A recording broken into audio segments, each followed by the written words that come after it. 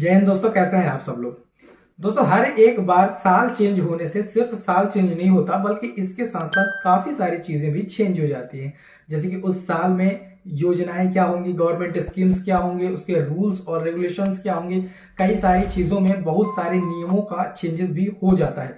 इन्हीं सारी चीज़ों में एक बहुत ही मेजर इंपॉर्टेंट चीज़ होती है प्रॉपर्टी।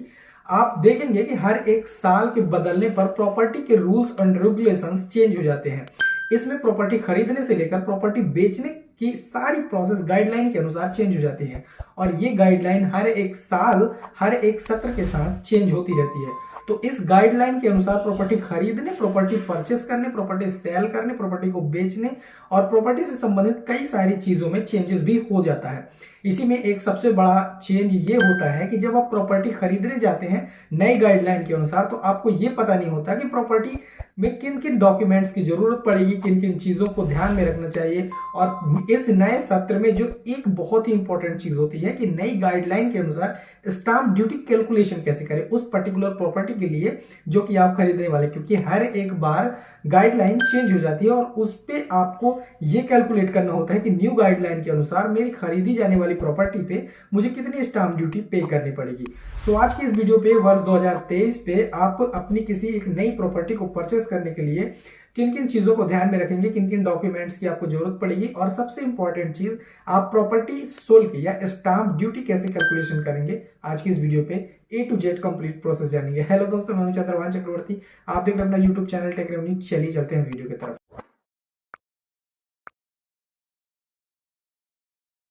किसी भी प्रॉपर्टी या प्लॉट को खरीदने से पहले ये बहुत ही ज़रूरी होता है कि आप उसके संबंधित सारी चीज़ों को अच्छे से देख लें, जान लें, परख लें। इसके बाद ही आपको मनी उसमें इन्वेस्ट करनी चाहिए, जिसमें सबसे इम्पॉर्टेंट चीज़ ये होती है कि आप उस प्रॉपर्टी की पूरी तहकीकात कर लें। प्रॉपर्टी की पूरी जांच और पड़ताल करने के बाद ही उस पर आपको इन्वेस्ट करना चाहिए, ताकि फ्यूचर में आपको किसी भी प्रकार की कोई भी प्रॉब्लम ना हो, चाहे वो म्यूटेशन से रिलेटेड हो, चाहे वो बिल्डिंग कंस्ट्रक्शन से रिलेटेड हो, चाहे वो एग्रीकल्चर की प्रॉपर्टी हो या किसी भी प्रॉपर की प्रॉपर्टी हो, तो आपको इन फ्यूचर कोई प्रॉब्लम ना आए। इसके लिए आपको कुछ चीज़ें ध्यान में रख लेनी चाहिए और उस प्रॉपर्टी को खरीदने से पहले चेक जरूर करना चाहिए, जिसमें सबसे पहला होता है प्रॉपर्टी का प्रकार। अब देखो यार, प्रॉपर्टी मूलतः दो प्रकार की हो सकती है। अगर अपन टाइप की बात करें तो एक स्वामित्व की प्रॉपर्टी हो सकती है और एक गवर्नमेंट की प्रॉपर्टी हो सकता है। अगर कोई प्रॉपर्टी गवर्नमेंटल प्रॉपर्टी है तो उसकी रजिस्ट्री डॉक्यूमेंट रजिस्ट्रेशन एक्ट के अंतर्गत नहीं की जा सकती है। हाँ, ये एक बहुत ही रेयर केस में होता है, लेकिन मूलतः ऐसा नहीं किया जा सकता है। कोई गवर्नमेंट प्रॉपर्टी को आपको सेल नहीं कर सकता है। तो अगर कोई गवर्नमेंट प्रॉपर्टी आपको बेच रहा है तो उसके पहले आप उसकी पूरी इंफॉर्मेशन जांच लें कि आखिर वो प्रॉपर्टी मेरे को बेच रहा है तो क्या वो प्रॉपर्टी उसकी है या नहीं है, जो वो प्रॉपर्टी का रियल टाइटलधारी है या नहीं है। ये सारी चीज़ें आपको उसमें देख लेनी चाहिए। प्रॉपर्टी के प्रकार में अगर प्रॉपर्टी स्वामित्व के प्रकार की भी है तो उसमें आपको ये चीज़ ध्यान में रखना चाहिए कि ये प्रॉपर्टी जो बेच रहा है ये एक शामिल खाते की प्रॉपर्टी है या इसकी एक इंडिविजुअल प्रॉपर्टी है।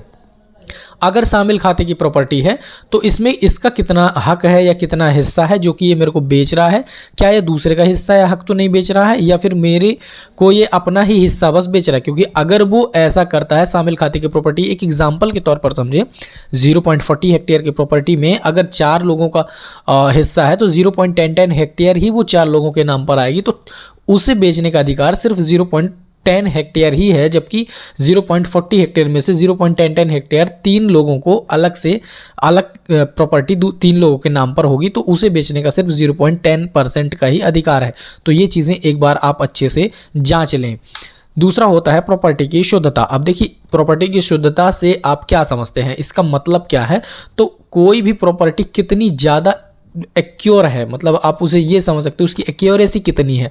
जैसे कि वो प्रॉपर्टी कहीं गिरवी में तो नहीं रखी हुई है, या किसी को पहले से ही तो नहीं बेच दी गई है, या उस प्रॉपर्टी से रिलेटेड किसी प्रकार का वाद, केस या फिर लिटिगेशन, लीगल फाइल तो नहीं किया गया है कोर्ट में। तो इन सारी चीज़ों को आप देख सकते हैं और इसे जानकारी के लिए आप अपने लेखपाल पटवारी से संपर्क कर सकते हैं। तीसरी चीज़ होती है प्रॉपर्टी में कर्ज। अब देखिए, प्रॉपर्टी में कर्ज का मतलब यह है कि जब भी कोई आदमी बैंक से लोन लेता है तो वो प्रॉपर्टी का यूज़ करके लोन ले सकता है।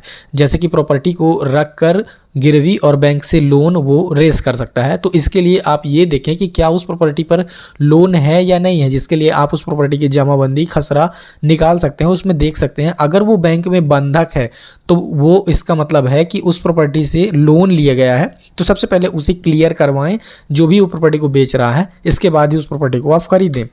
चौथी चीज होती है पावर ऑफ अटॉर्नी। कई बार ऐसा होता है कि प्रॉपर्टी के जो ऑनर हैं, जो टाइटलधारी हैं, वो वहां ना रहकर किसी दूसरी जगह पर रहते हैं, या फिर अगर वो चलने फिरने में या फिर डिसीजन लेने में सक्षम नहीं होते हैं तो वो उसका एक कानूनी प्रतिनिधि नियुक्त करते हैं, जिसे पावर ऑफ अटॉर्नी कहा जाता है। पावर ऑफ अटॉर्नी एक्ट के अनुसार जो प्रॉपर्टी का टाइटलधारी होता है या किसी भी चीज़ का जो टाइटलधारी होता है, उसका जो कानूनी प्रतिनिधि नियुक्त करता है वो एजेंट कहलाता है, जबकि बनाने वाला प्रिंसिपल कहलाता है। एजेंट प्रिंसिपल के दायरे से बाहर नहीं जा सकता है। तो आप ये चीज़ चेक करें कि क्या जो प्रिंसिपल है उसने एजेंट को प्रॉपर्टी सेलिंग करने की परमिशन दी है या नहीं है। अगर उस प्रॉपर्टी में पावर ऑफ अटॉर्नी असाइन किया गया है तो ये चीज़ आपको चेक करनी चाहिए।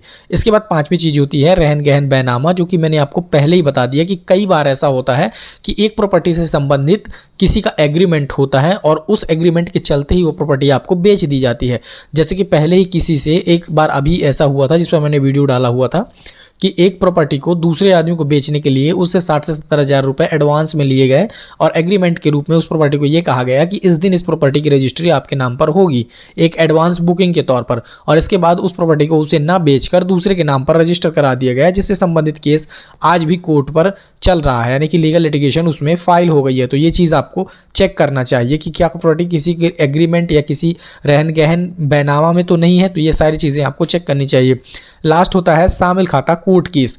अब देखिए कई लोगों में ये होता है कि जो पैतृक संपत्ति होती है उससे संबंधित केस कोर्ट में या फिर तहसील में, सिविल न्यायालय में चलते रहते हैं। जैसे कि एक प्रॉपर्टी है जो कि पैतृक टाइप की प्रॉपर्टी है और उस पे जो भी शामिल खाता धारक हैं उनका अभी तक खाता विभाजन नहीं हुआ है, और उसमें जो भी बेचना चाह रहा है प्रॉपर्टी तो तब तक नहीं बेच सकता है जब तक कि उनमें सबका जो हिस्सा है वो अलग अलग इंडिविजुअल ना हो जाए। तो इस चीज़ को आप चेक करिए। तो ये कुछ इंपॉर्टेंट पॉइंट थे जो कि आपको प्रॉपर्टी खरीदने से पहले मेजरली ध्यान में रखना बहुत ही ज़रूरी है, नहीं तो आपको फ्यूचर में प्रॉब्लम आएगी। अब चलिए बात करते हैं कि प्रॉपर्टी खरीदने के लिए किन किन डॉक्यूमेंट की ज़रूरत पड़ेगी, फिर इसके बाद हम चलते हैं कि स्टाम्प ड्यूटी कैलकुलेशन कैसे करना है। प्रॉपर्टी खरीदने के लिए सबसे इंपॉर्टेंट सबसे पहले डॉक्यूमेंट होते हैं उस प्रॉपर्टी से संबंधित डॉक्यूमेंट, जिसे जमाबंदी, खसरा, नक्शा कहा जाता है। तो इन चीज़ों को आप ऑनलाइन भी निकाल सकते हैं। दूसरे सबसे इंपॉर्टेंट डॉक्यूमेंट होते हैं उस प्रॉपर्टी से संबंधित बेचने वाले और ख़रीदने वाले के डॉक्यूमेंट, जिसमें आधार कार्ड, पैन कार्ड और ये सारी चीज़ें होती हैं जो कि आइडेंटिटी वेरिफिकेशन में काम में आती हैं। तीसरी इंपॉर्टेंट चीज़ होती है गवाह, जो कि क्रेता और विक्रेता दोनों की तरफ से दो दो गवाह होते हैं। इन दोनों को मैनेज किया जाता है और उनके आइडेंटिटी प्रूफ भी होते हैं। चौथी इंपॉर्टेंट चीज़ होती है प्रॉपर्टी खरीदने के टाइम पे प्रॉपर्टी का एक बनाया जाता है जिसे कहा जाता है, जो कि पटवारी बना कर देता है उस प्रॉपर्टी की रिपोर्ट। तो वो प्रॉपर्टी की जांच रिपोर्ट अगर आप पटवारी से बनवाते हैं तो वो कहीं कहीं पे लगती है। अब वो बंद हो गई है पटवारी की रिपोर्ट, तो बिना इसके भी हो सकता है। इन सारे डॉक्यूमेंट की नीड आपको पड़ेगी प्रॉपर्टी की रजिस्ट्री कराने में। अब चलिए चलते हैं कि प्रॉपर्टी रजिस्ट्री के लिए स्टाम्प ड्यूटी कैसे कैलकुलेशन करते हैं। इसके लिए सबसे पहले आपको इस वेबसाइट पर आ जाना है। mpigr.gov.in की वेबसाइट है ये। अगर आप मध्य प्रदेश के अलावा किसी अदर स्टेट से बिलोंग करते हैं तो अपने स्टेट की IGR की वेबसाइट पे जाकर आप ये कैलकुलेट कर सकते हैं। यूपी से अगर हैं तो यूपी IGR आप टाइप करेंगे सिंपल, तो ये आ जाएगी स्टाम्प रजिस्ट्रेशन। तो जिस भी स्टेट से हैं आप स्टाम्प रजिस्ट्रेशन की साइट पे जाकर अपना अकाउंट क्रिएट करके और आप ये चीज़ कर सकते हैं। यहाँ पर आप आएंगे, सबसे पहले यहाँ पर आपको अपना एक अकाउंट क्रिएट करना है, जिसके लिए आप यहाँ पर अपना एक अकाउंट क्रिएट करेंगे। अकाउंट क्रिएट करने के बाद आपको यहाँ पर लॉगिन करना है। चूँकि मैं पहले से ही यहाँ पर रजिस्टर्ड हूँ तो मैं यहाँ पर यूज़र ID पासवर्ड डाल के यहाँ से लैंग्वेज सेलेक्ट करूँगा, कैप्चा फिल करूँगा और लॉगिन पे क्लिक करूँगा। लॉगिन होने के बाद इस प्रकार का डैशबोर्ड आपके सामने आएगा। यहाँ पर आपको बहुत सारे ऑप्शन देखने को मिलेंगे। यहीं आपको एक ऑप्शन देखने को मिलेगा property valuation and duty calculation. इसमें सेकंड ऑप्शन है प्रॉपर्टी ड्यूटी कैलकुलेशन, इस पर आपको क्लिक करना है। अब यहाँ पर ड्यूटी कैलकुलेशन के लिए आपको कुछ इन्फॉर्मेशन देनी है, जिसके लिए first name, last name applicant का डालेंगे। यहाँ पर जेंडर सेलेक्ट करेंगे और नेक्स्ट पे क्लिक करेंगे। इसके बाद यहाँ पर आपको डीड कैटेगरी सेलेक्ट करनी है, डीड टाइप सेलेक्ट करना है, जिसके लिए इस ड्रॉप डाउन पे क्लिक करेंगे। अब देखिए ये कंपनी शेयर ट्रांसफ़र है, ये डॉक्यूमेंट इमूवेबल प्रॉपर्टी है, डॉक्यूमेंट रिलेटेड टू लोन है, या डॉक्यूमेंट रिलेटेड टू रीज लैंड है, या मिसलेनियस है। तो इस पर आप सेलेक्ट करेंगे डॉक्यूमेंट इन्वॉल्विंग इमूवेबल प्रॉपर्टी, इस पर आपको सेलेक्ट करना है। और डीड टाइप में आपको यहाँ से सेलेक्ट करना है कि एग्रीमेंट है, अवार्ड है, सर्टिफिकेट ऑफ सेल्स है, या फिर डिक्लेरेशन है, गिफ्ट है, किस प्रकार की आप करना चाह रहे हैं डीड, वो आप यहाँ पर सेलेक्ट करेंगे। हमारे केस में सर्टिफिकेट ऑफ सेल है तो हम इसे सेलेक्ट करेंगे। इसके बाद यहाँ पर इंस्ट्रूमेंट सर्टिफिकेट ऑफ सेल इसे सेलेक्ट करेंगे। अब यहाँ पर आपको अमाउंट वगैरह फिल करना है, जिस भी अमाउंट में आप प्रॉपर्टी को ख़रीद रहे हैं वो आप यहाँ पर फिल करेंगे। नहीं फिल करना है तो ना फिल कीजिए। इसके बाद ये दो ऑप्शन आप चेक करेंगे और यहाँ पर एक ऑप्शन आपको आएगा do you have property valuation ID, तो आप इसे नो कर सकते हैं। इसके बाद नेक्स्ट पे क्लिक करेंगे।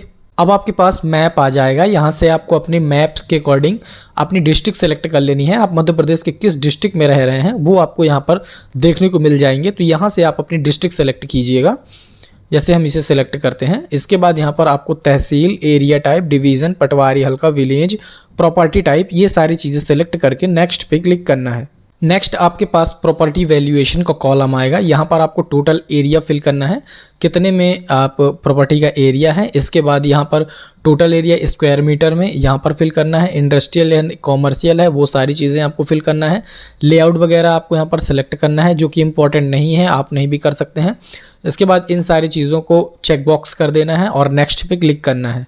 अब आपके सामने आपको एक चीज़ देखने को मिलेगी, एक प्रॉपर्टी नंबर का सीरियल नंबर आपको जनरेट हो गया है, एक वैल्यूएशन आईडी आपके पास आ गई है और मार्केट वैल्यू उस प्रॉपर्टी की आ गई है कि उस प्रॉपर्टी की मार्केट वैल्यू कितनी है, जो कि आपने वहां पर दर्ज किया हुआ था। वैल्यूएशन आईडी में क्लिक करके आप अपनी सारी डिटेल्स भी देख सकते हैं जो कि आप चाहते हैं। इस पर हम क्लिक करेंगे और नेक्स्ट पे क्लिक करेंगे। इसके बाद आपके सामने यहाँ पर आप देख सकते हैं कि system calculated value, amount of purchase money, government stamp duty, उपकर कितना लगेगा, वो सारी चीज़ें आपको यहाँ पर देखने को मिल जाएंगी। इसको हम थोड़ा सा जूम आउट करते हैं तो यहाँ पर आप देख सकते हैं किन किन चीज़ों में कितना कितना पैसा आपका जाएगा, वो सारी चीज़ें यहाँ पर कैलकुलेट होके मिल सकती हैं। इन सारी चीज़ों को आप देखकर और एक अंदाज़ा लगा सकते हैं कि अपनी प्रॉपर्टी रजिस्ट्री में आपका कितना पैसा खर्च होगा। म्यूनिसिपल स्टाम्प ड्यूटी कितनी लगेगी, जनपद ड्यूटी कितनी लगेगी, ये सारी चीज़ें आप यहाँ पर देख सकते हैं। इससे अगर आप सेटिस्फाई नहीं होते हैं तो आप जाकर अपने तहसील में और स्टाम्प रजिस्टर जो वेंडर होते हैं उनसे भी इस चीज़ को पता कर सकते हैं कि इस प्रॉपर्टी को मैं ख़रीदना चाह रहा हूँ जिसका एरिया इतना है और इसमें इतनी स्टाम्प ड्यूटी कितनी लग सकती है, तो वो आपको बता देंगे। इसके बाद आप यहाँ से कंपेयर भी कर सकते हैं। इस प्रकार से आप अपनी स्टाम्प ड्यूटी भी कैलकुलेट कर सकते हैं।